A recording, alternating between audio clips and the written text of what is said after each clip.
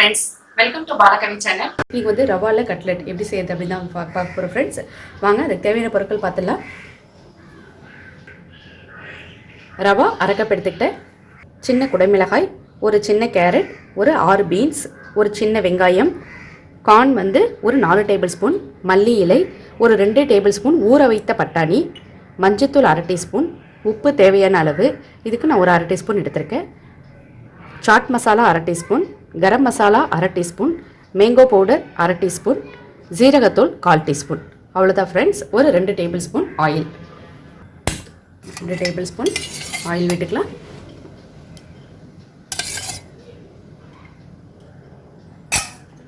எண்ணெய் நல்லா ஹீட் ஆகிடுச்சு ஃப்ரெண்ட்ஸ். நம்ம எடுத்து வச்சுருக்கிற வெங்காயம் சேர்த்துக்கலாம்.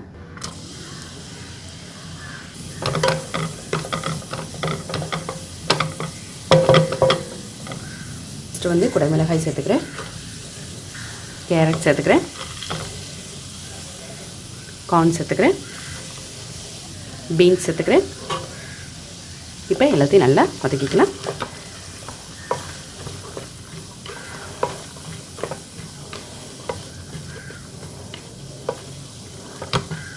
இப்போ நம்ம மசாலாலாம் ஒன்று ஒன்றா சேர்க்க ஆரம்பிச்சிடலாம். ஃபஸ்ட்டு மஞ்சத்தூள் சேர்த்துக்கலாம்,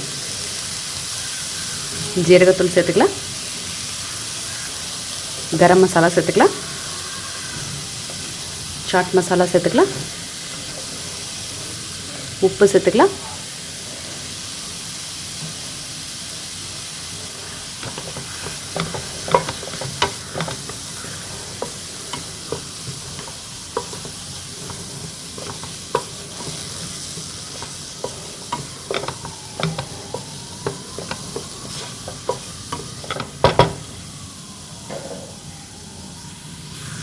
எடுத்து வச்சுருக்கோம் பட்டாணியும் சேர்த்துக்கலாம்.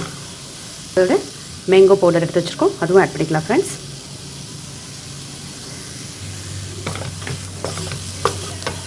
மசாலாலாம் ஆட் பண்ணிட்டோம் இல்லையா, அதனால் குறைவான தீயில வச்சு நீங்கள் எப்போதும் வதக்கணும். வந்து நான் அரை கப் ரவா எடுத்திருக்கேன். அதுக்கு 1 கப் அளவு தண்ணி நான் இப்போ சேர்த்துக்கிறேன்.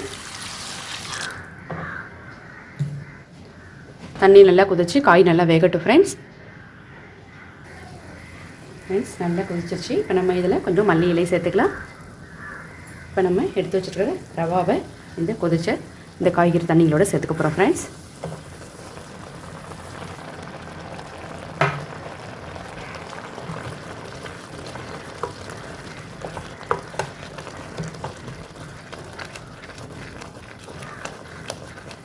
நம்ம சீக்கிரமாக செய்யக்கூடிய ஸ்நாக்ஸ் வந்து நம்மக்கிட்ட எப்போதுமே ரவா இருக்கும் ஃப்ரெண்ட்ஸ். அந்த ரவாவோட நீங்கள் வீட்டில் உங்களுக்கு பிடித்தமான காய்கறிகள், வீட்டில் இருக்கக்கூடிய காய்கறிகளை இதோட மிக்ஸ் பண்ணி நீங்கள் இதை ரெடி பண்ணி கட்லெட்டாக போட்டுக்கலாம் ஃப்ரெண்ட்ஸ்.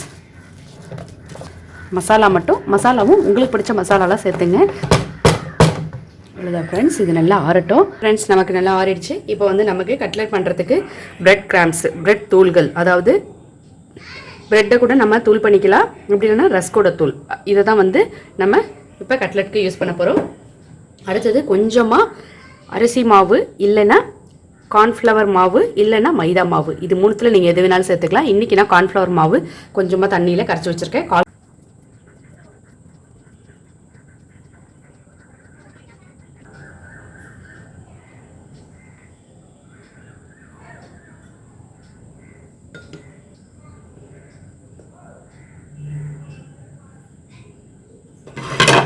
ஃப்ரெண்ட்ஸ், இப்போ நம்ம இதே மாதிரி எல்லா உருண்டைகளையும் உருட்டி தட்டி எடுத்துக்கலாம்.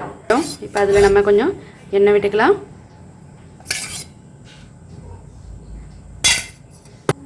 கட்லெட்டை கல் நல்லா ஹீட் ஆகுது, தெரியுதா உங்களுக்கு?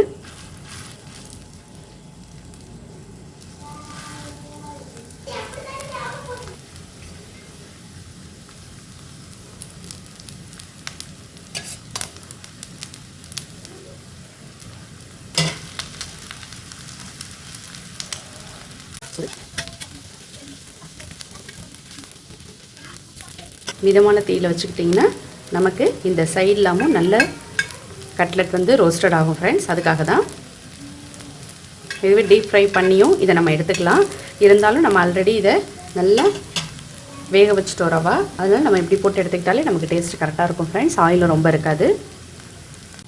ஃப்ரெண்ட்ஸ் அவ்வளோதான், நமக்கு கட்லெட் ரெடி ஆகிடுச்சு. இப்போ நல்ல சுவையான சுட சுட ரவா கட்லெட் அண்ட் வெஜிடபிளோட ஹெல்த்தியான கட்லெட் ரெடி ஆகிடுச்சு ஃப்ரெண்ட்ஸ். இதில் நம்ம குழந்தைங்களுக்கு பிடிச்சமான கேரட், பீன்ஸ், குடைமிளகாய், கார்ன், பட்டாணி, இதை மாதிரி அனைத்து காய்கறி வகைகளும் நம்ம இதில் சேர்த்துருக்கோம் ஃப்ரெண்ட்ஸ். அதை இந்த கெச்சப்போடு வச்சு கொடுத்தோம்னா சூப்பராக டேஸ்ட்டாக சாப்பிட்டு குஷி ஆகிடுவாங்க ஃப்ரெண்ட்ஸ். நீங்களும் மறக்காமல் செஞ்சு ட்ரை பண்ணி பாருங்கள். ட்ரை பண்ணி பார்த்துட்டு உங்களோட கமெண்ட்ஸ் ஃபீட்பேக் சொல்லுங்கள்.